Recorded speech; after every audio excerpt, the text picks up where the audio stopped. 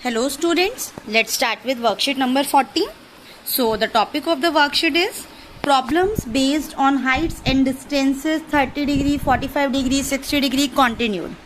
Last worksheet में हमने कुछ वर्ड प्रॉब्लम्स डिस्कस करी थी हाइट्स एंड डिस्टेंसेस पे, तो ये हमारा आज कॉन्टिन्यूड है सेम चीज़ का. आगे कुछ और वर्ड प्रॉब्लम्स थोड़े और नेक्स्ट लेवल की इसमें डिस्कस करेंगे. तो आइए स्टार्ट करते हैं अपनी वर्कशीट. सो क्वेश्चंस कुछ दिए हुए हैं यहाँ पे हमें लाइक रिकॉल एंड आंसर के लिए, तो थोड़ा सा रिवाइज कर लेते हैं.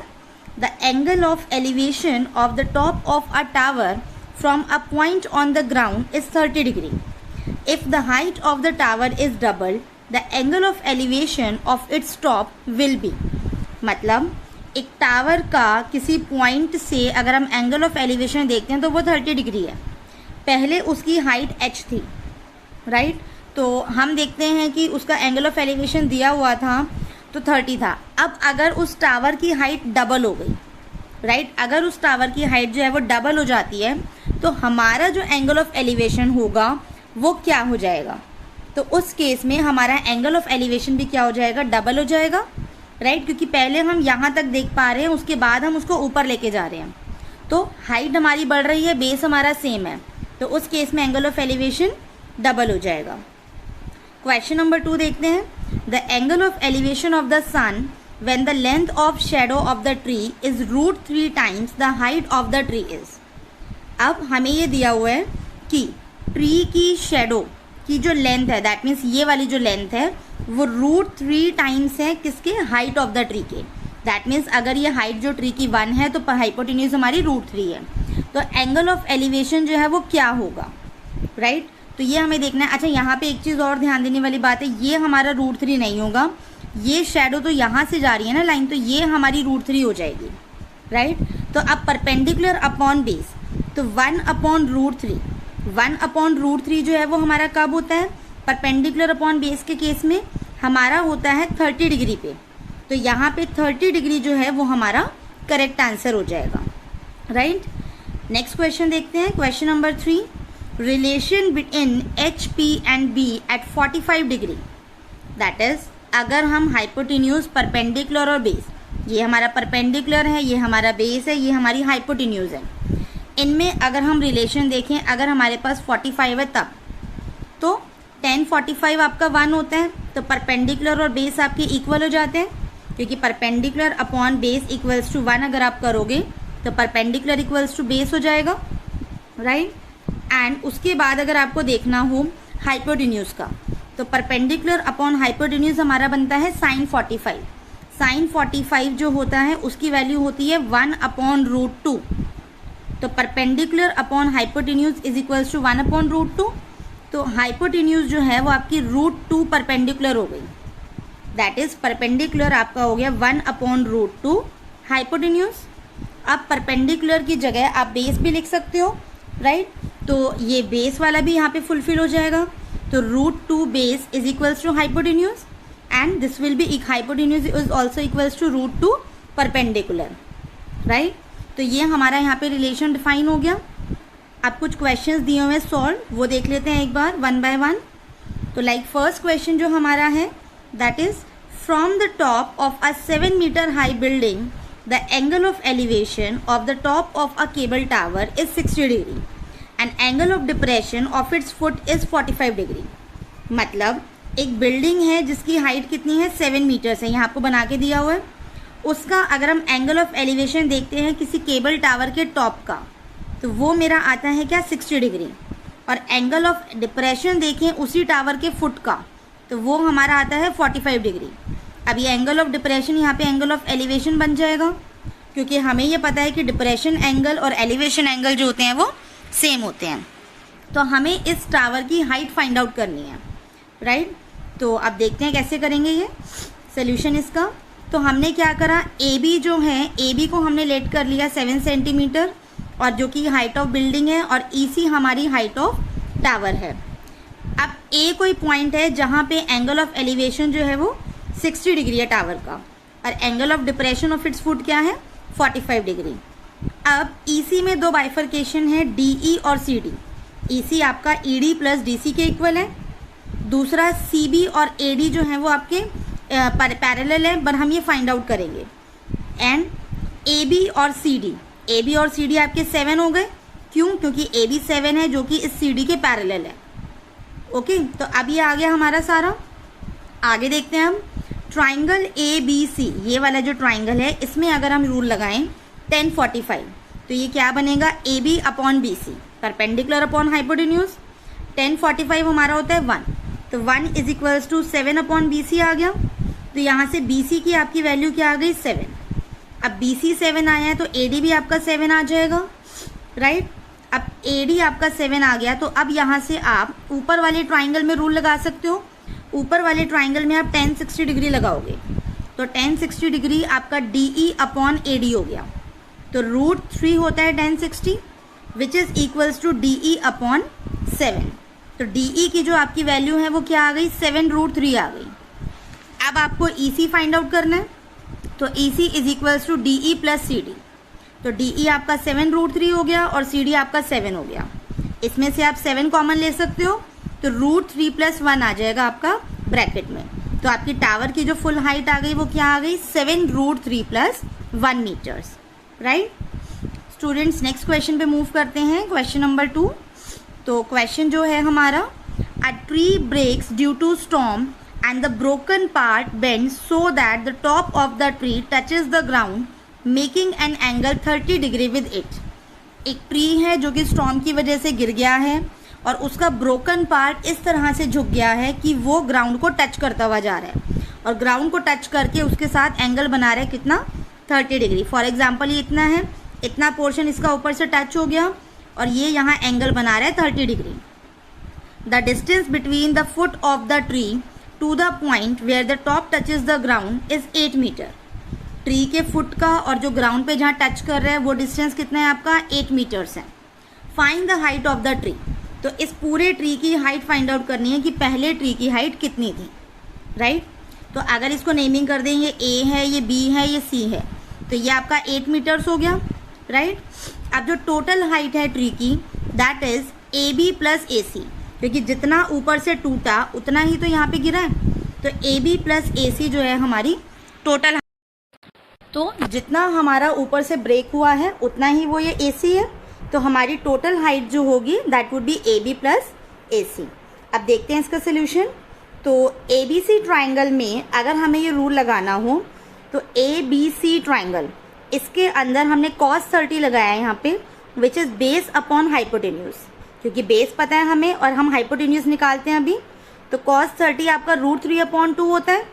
तो बी सी अपॉन ए सी, बी सी की वैल्यू 8 है, तो √3/2 इज इक्वल्स टू 8/AC।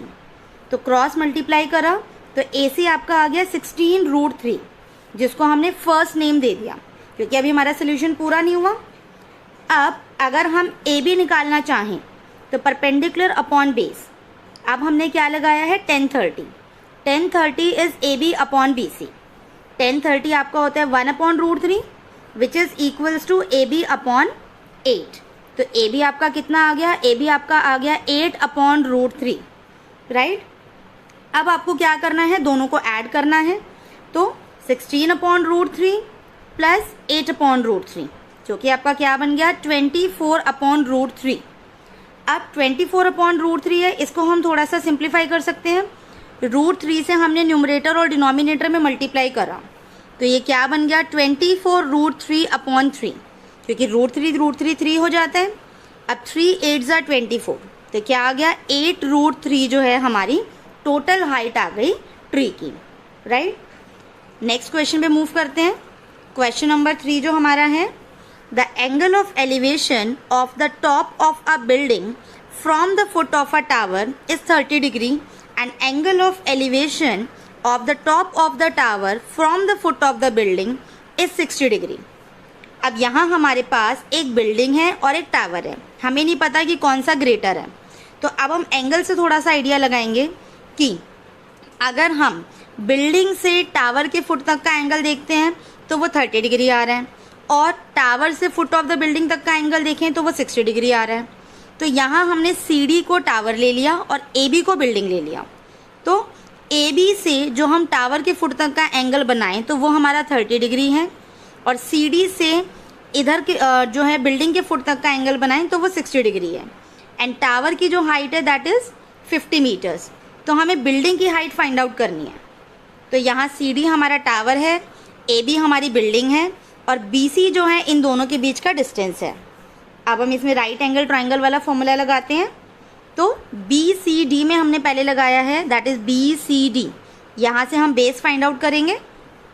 तो 1060 is perpendicular upon base that is CD upon BC। अब CD की वैल्यू हमारे पास 50 है तो √3 is equals to 50 upon BC आ गया और यहाँ से BC की वैल्यू आ गई 50 अपॉन √3। ये हमारी फर्स्ट इक्वेशन आ गई। अब अगर हम ट्राइंगल ABC में देखें तो 1030 is equals to AB upon BC। तो 1030 हमारा 1 अपॉन √3 होता है which is AB upon 50 upon √3। अब इसको अगर हम आगे और सॉल्व करें तो ये क्या बनता है 50 upon √3 multiply 1 upon √3 is equals to AB। तो AB आपका आ गया 50 अपॉन 3 और AB जो है हमारी बिल्डिंग की हाइट है। तो यहाँ से हाइट ऑफ द बिल्डिंग हमारी आ गई है 50 अपॉन 3। इसको हम डेसिमल्स में भी कन्वर्ट कर सकते हैं या फिर इसको एज इट इज़ यहाँ पे भी जोड़ सकते हैं। आगे मूव करते हैं क्वेश्चन नंबर 4। तो क्वेश्चन नंबर 4 जो हमारा है that is the angle of elevation of the top of a tower from 2 distinct points S and T from the foot are complementary.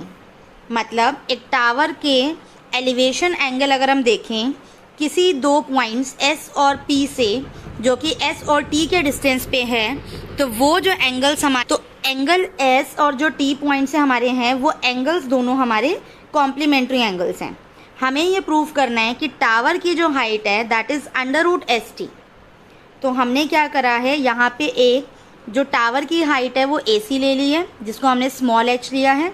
उसके बाद कॉम्प्लीमेंट्री का मतलब होता है कि दोनों एंगल्स का सम हमारा 90 डिग्री है। तो अगर हमने एक एंगल थीटा ले लिया तो दूसरा एंगल हमारा 90 डिग्री माइनस थीटा होगा।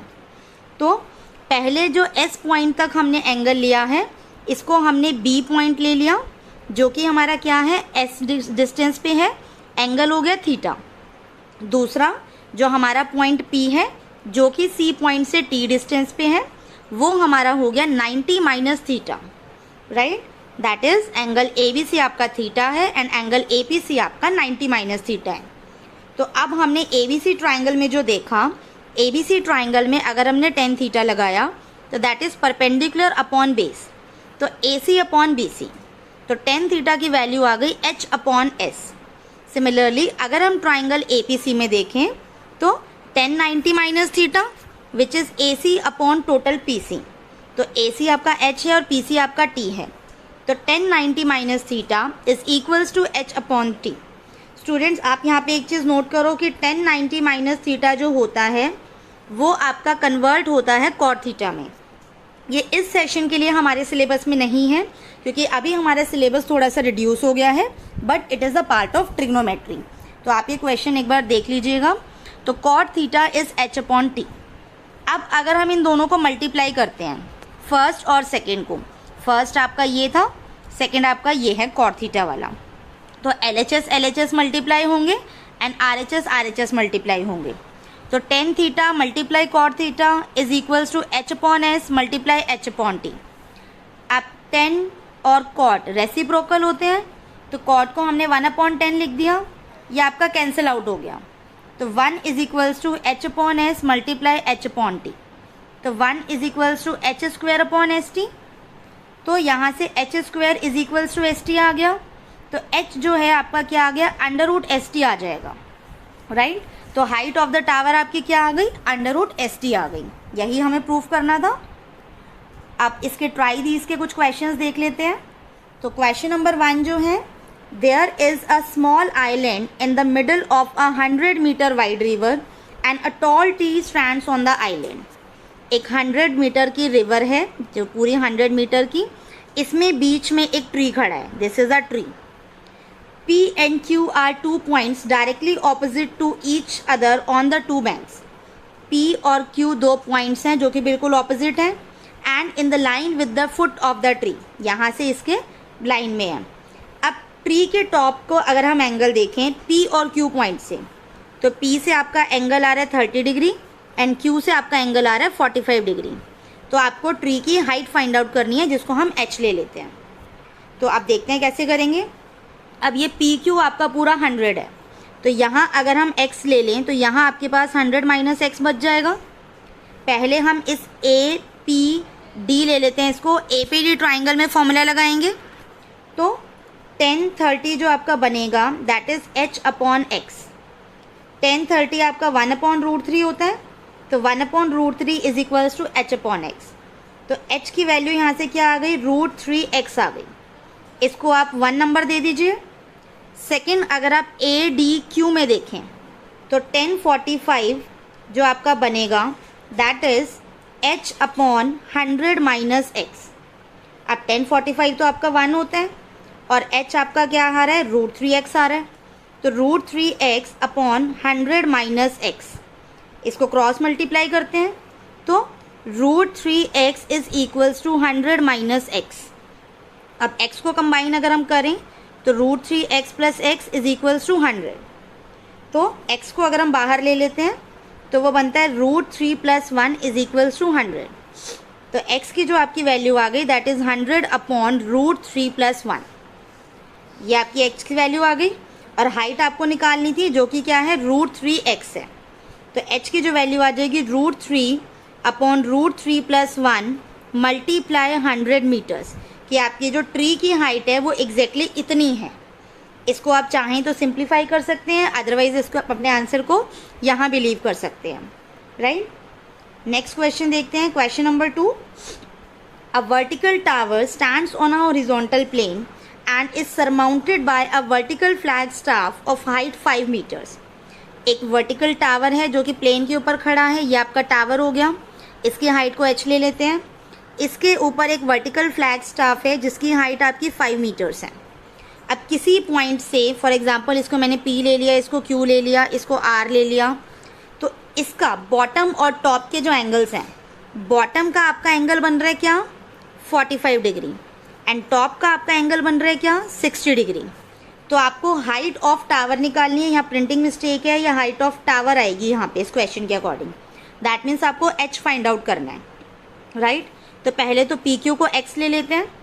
तो PRQ ट्राइंगल में अगर देखें तो 1045 जो आपका है that is h upon x। 1045 1 होता है, तो 1 is equals to h upon x। तो h इज इक्वल्स टू आपका x आ गया, राइट। तो ये आपकी फर्स्ट इक्वेशन हो गई कि आपके इक्वल हो गए। अब 1060 के लिए आपकी टोटल हाइट 5 प्लस h हो गई। तो 1060 is equals to perpendicular which is 5 plus h divided by x। अब x को हम h भी लिख सकते हैं क्योंकि h और x आपके इक्वल है। तो 1060 √3 होता है, √3 is 5 plus h upon h। अब इसको क्रॉस मल्टीप्लाई करते हैं तो √3h is equals to 5 plus h। अब √3h minus h is equals to 5 हो गया। यहाँ से हम h कॉमन लें तो √3 माइनस 1 आ गया विच इज़ इक्वल्स टू 5। तो h की जो वैल्यू आई है that is 5 upon √3 minus 1 metres. आपकी हाइट ऑफ द टावर जो आई है दैट इज़ 5 अपॉन √3 माइनस 1, और यही हमें प्रूफ करना था। सो स्टूडेंट्स, आई होप आप लोगों के क्लियर हो गए होंगे क्वेश्चंस। इस वीडियो में इतने ही। नेक्स्ट वर्कशीट जो है वो नेक्स्ट वीडियो में डिस्कस होगी। Thank you.